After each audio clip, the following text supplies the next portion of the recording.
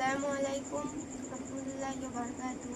আমার নাম তুহিনা খাতুন। আমার বাচ্চার নাম আহিরুদ্দিন মণ্ডল।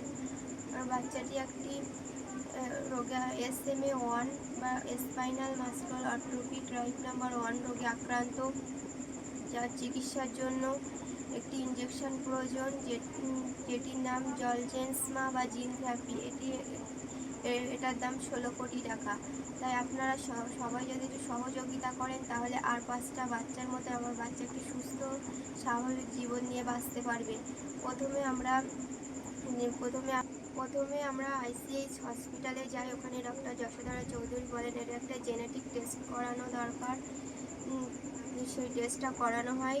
সেই টেস্ট থেকে আসে এই SMA-1 রোগে আক্রান্ত। ওখান থেকে আমাদের পিজি হসপিটালে পাঠায়। সেখানে ডক্টররা একই কথাই বলেন যে SMA-1 রোগে আক্রান্ত, যার চিকিৎসার জন্য একটি ইনজেকশন প্রয়োজন, যেটির দাম 16 কোটি টাকা। তাই আমাদের এই ব্যয়বহুল চিকিৎসা, যেটা আমাদের একার পক্ষে সম্ভব নয়। তাই আপনারা যদি সবাই সহযোগিতা করেন, একটু আমাদের পাশে এসে দাঁড়ান, তাহলে আমার বাচ্চাটা সুস্থ স্বাভাবিক জীবন নিয়ে বাঁচতে পারবে।